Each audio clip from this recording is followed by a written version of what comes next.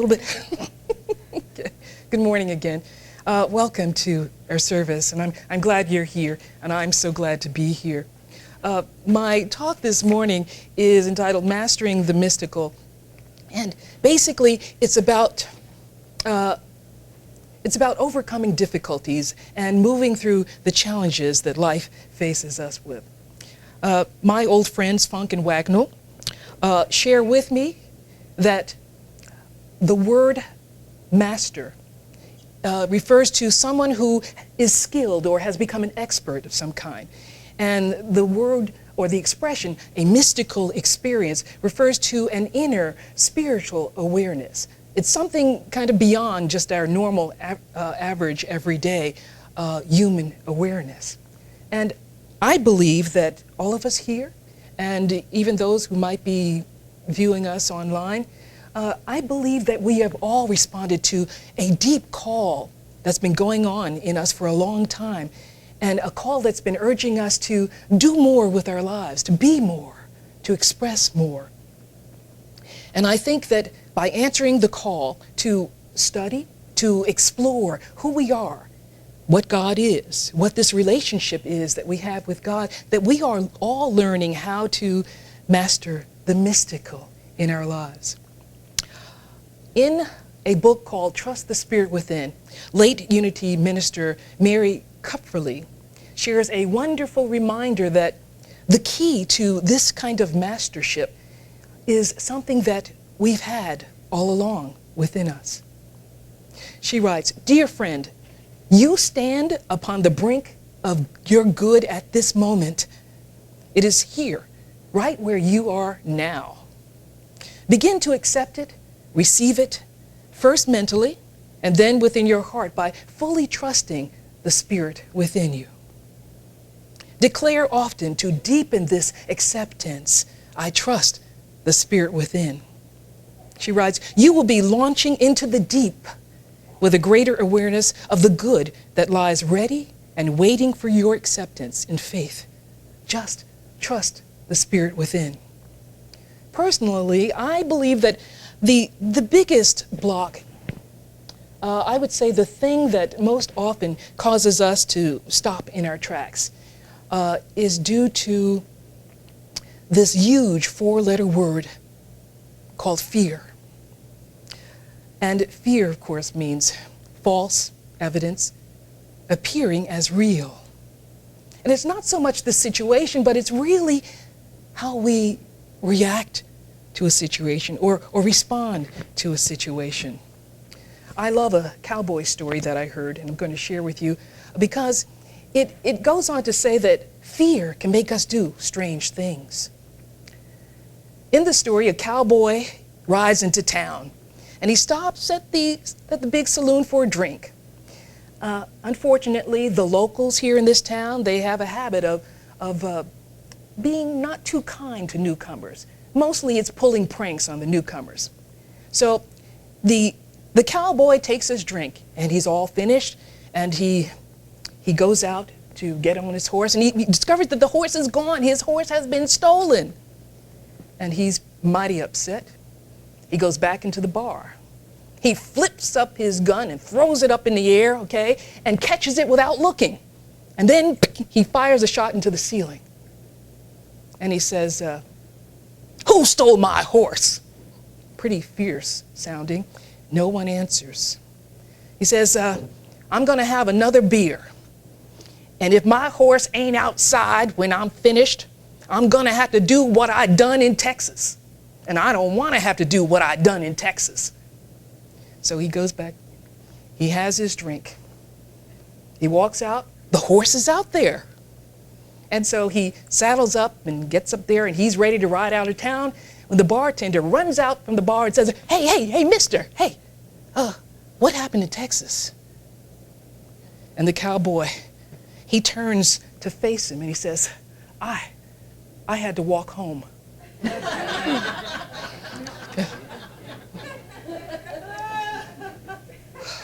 You know, fear will make us walk home when the horse is standing right there. It's insidious. We give fear its strength and its power to thwart us, to stop us in our tracks. When all this bounty, all these blessings that God has for us are right here. I appreciate the writings of the Buddhist teacher, Pema Chodron.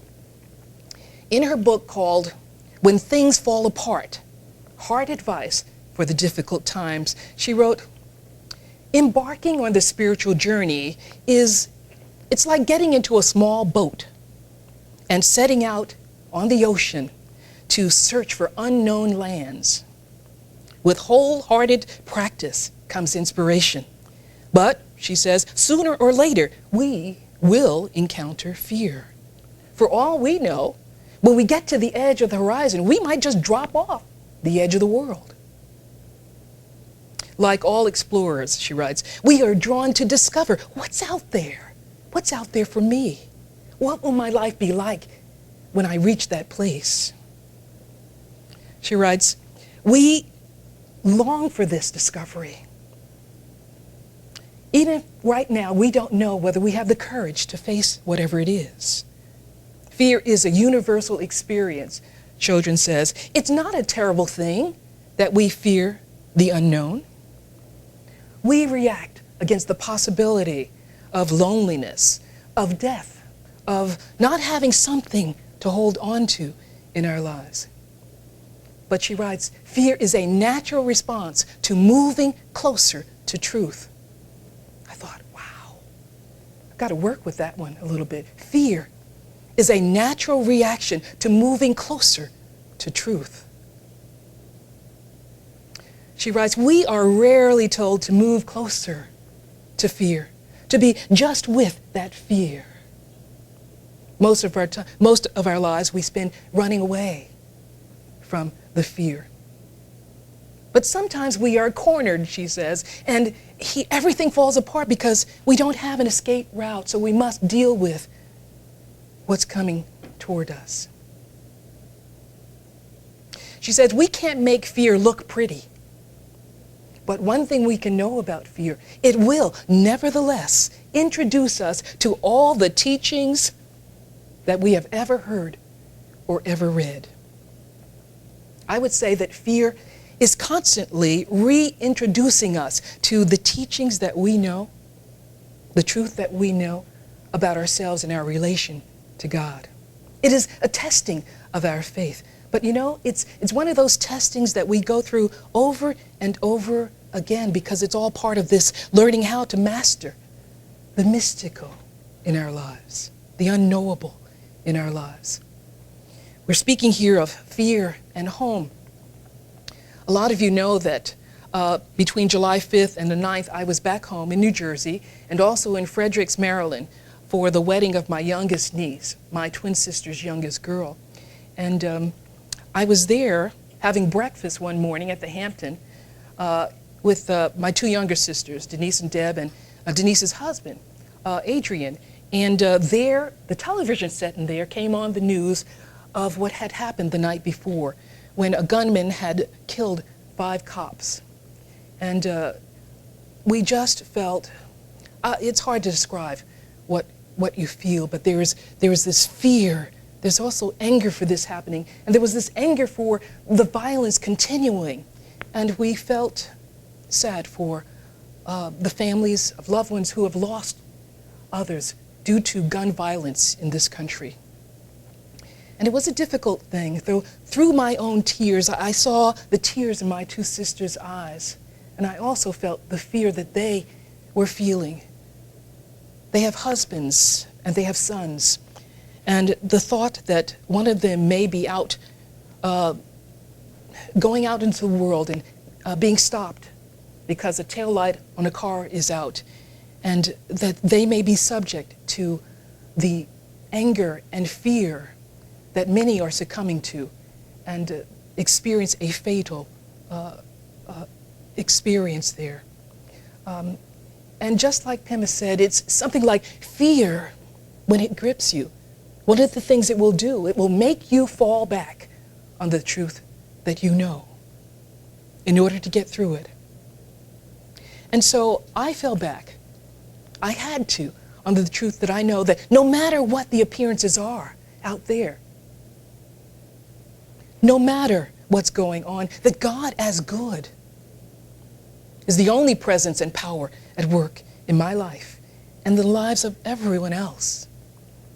Even though appearances may speak differently at times, it caused me to fall back on the truth that I know in my heart. All else that's going on which is unlike love, is a temporary condition, a production in which soul, which is what we are, has parts to play. All designed, I believe, to teach us something more about love, about what compassion is, about forgiveness, about understanding and faith. And I do believe that there are times when there are individuals and even groups of individuals who are chosen or on a soul level choose to experience certain things in life, some of them painful, some of them full of possibility. Because I think that soul does this. I think that it's a kind of sacrifice that soul makes for soul. And those individuals who are chosen for this work or choose to do this work, through their experiences, we learn something more about love and compassion. It is a sacrifice that soul makes to soul. And this is how I deal with so much of this. Pema suggests not running from the fear, but facing it causes us to remember what we know, what we believe. And so we are tested time and time again. One of my most favorite Bible stories has to do with this overcoming, facing a fear and overcoming it.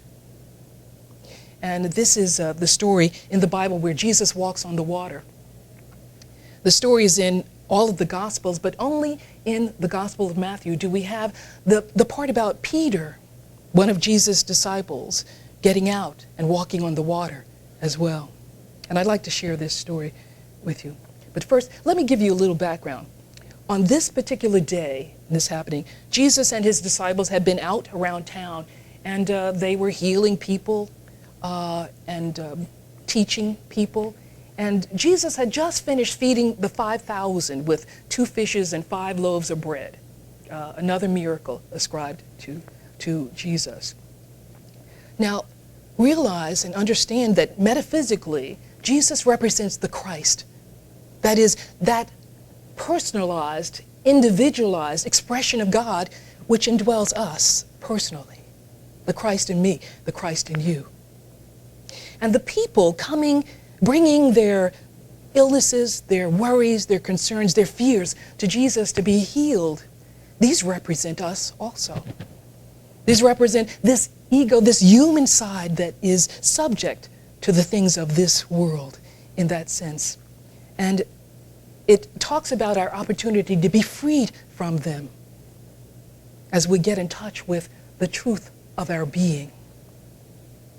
I'm going to share this. This is from the 14th chapter of Matthew, verses 22 through 32. And then he made the disciples get into the boat and go before him to the other side while he dismissed the crowds. And we're speaking about Jesus. And after he had dismissed the crowds, he went up to the mountain by himself to pray. When evening came, he was alone, but the boat by this time was many furlongs away from the land, beaten by the waves, for the wind was against them. And in the 4th watch of the night, he came to them walking on the sea. But when the disciples saw him walking on the sea, they were terrified, saying, "It is a ghost." And they cried out in fear. I'm sorry, I just thought of, who are you going to call? Ghostbusters. Sorry. That is not in this gospel. I'm sorry. Anyway, they cried out, "It's a ghost." And immediately he spoke to them, saying, "Take heart, do not fear, it is I." And Peter answered him and said, "Lord, if it's really you, bid me to come to you on the water." And Jesus said, "Come." And Peter jumped out of the boat and he walked to Jesus on the water. See, everybody plays up Jesus walking on the water. Here's Peter, just one of the disciples, walking on the water to Jesus.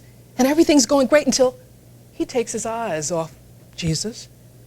He becomes aware again of the wind howling, the waves being whipped up by the wind, and of course, he sinks. How often we are like Peter. Peter represents our spiritual quality of faith. I'd like to share with you a closer look at this story because I see in it 5 distinct steps that go on here. 4 steps that Jesus makes and another that Peter makes in the story. And I think that these things can help us whenever we are struggling to master the mystical in our lives. The first thing here we read in the story is that Jesus asked his disciples to get in a boat and go to the other side. Of course, he has the intent of hooking up with them later. So he's asking them to go ahead and go for it and go to the other side in the boat. Number 2, Jesus dismisses the crowd. Number 3, he goes up to the mountain to pray. Number 4, he comes down from the mountain and he walks on the turbulent water. And number 5, a bonus point, he calls to Peter and Peter walks on the water. Okay, let's go back. Number 1, Jesus makes his disciples get in a boat and go to the other side. Well, when we are dealing with difficult situations, we can get stuck. We can focus so much on the negativity that's happening in our own lives and around us in the world, social media, that we can't see anything beyond what we're looking at. And this negativity affects us. Well, what we're saying here is that what we need to do is what Jesus said. Send those disciples, those spiritual qualities that we have to the other side of the situation. Take, for example, the spiritual quality of imagination. You already know I have a vivid one. It's pretty strong, okay? And sometimes when you're caught up with this, that spiritual quality of imagination can get to work, okay? And it can create some of the worst scenarios or outcomes in your mind for what's happening. This isn't even happening, yet you create this image. You can go on with a whole story in your mind about the negative outcome. Well, what we're saying here, what Jesus did is we have to move that spiritual quality to the other side of the situation. Work with that imagination to, instead of conjuring up the worst scenarios, work with your imagination and see the conflict healed. See the parties involved at peace. See love and forgiveness being shared, being expressed. So this first step, when Jesus has his disciples go to the other side, is a lesson for us and the opportunity that we have to send our spiritual disciples, whichever are causing us additional concern, to the other side of the situation. Now, remember Geraldine Jones's theory? What you see is what you get. Okay. But Jesus said this differently. He said, when the eye is single, the whole body will be filled with light. And he also said, whatever you're looking for, whatever you are seeking, whatever you're experiencing, you will experience that if you believe.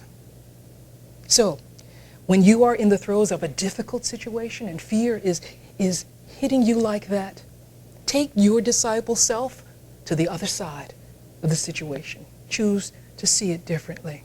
Number 2, Jesus dismissed the crowd of people. When we face these challenges on the journey to God realization, there are times when we are overwhelmed and negative thoughts and feelings crowd us in. We could get so crowded in that we could hardly breathe spiritually. And so Jesus dismisses the crowd, sends them away. And one way that we know that we can do this is by replacing fear thoughts with God thoughts. We can use the tools of denial and affirmation that we share here in Unity. Charles Fillmore wrote in The Revealing Word that when we get discouraged or disappointed and we give up, the overthrow of life sweeps a flood of negative energy over us, and we experience weakness in mind and body. He said, when we know the truth and we brace up, the waters are confined to their natural channels, and our strength is renewed and restored. So when you're facing a problem and feeling overwhelmed by it, you can say no to those thoughts and feelings being generated. And then you can affirm what's actually the truth of the matter.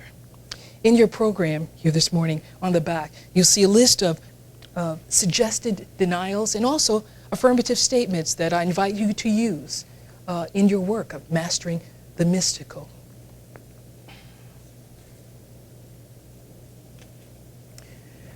However, with denials, denials are not used against the actual appearance. If my arm is broken, if my finances are in ruin and I'm out of a job, if my relationship has problems and I'm hurting from that, we don't use a denial statement and say, my arm is not broken, my finances are just fine, okay? And this relationship, hey, never been better. Our mind won't accept that because here's a broken arm, it's in a cast and it hurts, okay? Here's my financial report, my statement. I know I've got a situation there, and I'm feeling hurt because a relationship that is important to me is experiencing problems. So we don't use a denial against the appearances that we actually have. We use them against the power and the energy that we have fed into these appearances. So instead of, my arm is not broken, we use a denial statement such as, the fact that my arm is broken is not going to keep me from experiencing God's love right now in this moment. Or the fact that I'm struggling with my finances is not going to keep God's bounty from flowing into my experience. Or the fact that I'm dealing and struggling with a difficult relationship does not mean that love, which is the true heart of all of us, is not flowing within me and within the other person. And then we follow the denial with an affirmation, such as one of those on the program. And that may be something as simple, the truth is, and you fill in the blank. Or the truth is that God's love or God's rich abundance or healing presence is at work in my life and in the life of others for whom I am concerned. Keep it present and remember to make your affirmation in the now, not something in the future. It is now. And have also a sense of thanksgiving with that. God doesn't need our thanks, but we need our thanks. Because you know what it does? It seals the deal. When we say, I'm open, God, okay? And your light is flowing through me, and I'm guided and directed. Okay?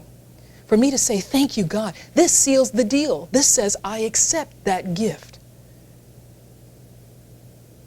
I accept that gift that God is giving to me. So when we thank God, it's not because God needs to be thanked. It's not that the gift is going to be taken away if we're not grateful, but it helps seal the deal in our consciousness. Number 3, Jesus went up on a mountain to pray. Jesus was a man of prayer, and we read all over in the Bible that sometimes before he did a miracle, sometimes after he did a miracle, he went off by himself to pray. And we know that Jesus prayed not a begging kind of prayer, but a positive, affirming, accepting kind of prayer. In the story when Jesus raises Lazarus, for example, he doesn't say, God, will you raise Lazarus from the dead? No, he doesn't say it that way. He says, thank you, God, for hearing me. And I know that you hear me always, and that your perfect will is life. And boom, here we have Lazarus coming up and being revived. Just like Jesus, we have to take time to be present with the presence. Be present with the presence. We don't need a bunch of words in this step. We don't need any words at all. We just need to be still and know this presence. Jesus was empowered by these times alone, this prayer time, and we are too. Number 4, Jesus didn't walk away after coming down from the mountain.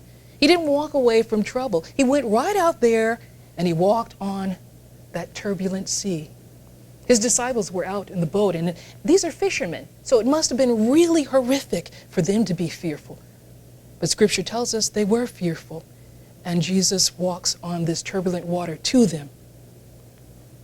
You and I, though we may be fearful, we are called to move ahead, to move through this year, because we have something in us that is greater than anything that is out there in the appearances that challenge us in the world. When you have been in this time of prayer and you receive ideas, new understanding, guidance, you've got to put that to work. You've got to walk with it. And I know when I was writing this, I thought of a couple of James Brown songs. Get up, Bucky, get on the move. And another one was, yow, I feel good, do-do-do-do-do-do-do. Whatever it takes. These are affirmations too. Affirmations in song. Whatever it takes to get you up and get moving so that you will express those ideas. Use that inspiration and that guidance that you have received during your times of being present with the presence. Get in the groove. Do it. Number 5, the bonus. Peter walked on the water, showing that we can too. Peter, as I mentioned before, represents the inner spiritual quality of faith. Having heard the call of the inner Christ to come up higher, to be more and do more in your life, in your relationships, in your community, in your church. Having heard this call and responding to this call, we walk on water. When Jesus called to Peter and said, come do this, something in Peter said, yes, I can do this. And he did. This speaks to us about the kind of I can do it attitude that presence and power enables us to have. And you know, everything was going really great until Peter looked away. And this was his downfall. This is often what happens to us. So the admonition here is to keep looking where you're going. If you're not looking where you're going, how do you know where you're going? Okay. We don't walk forward looking in reverse at the past or to the side at what may be happening here, there. We have to look where we are going and keep our sights on the light and the love and the presence and power that God is in us and in the world.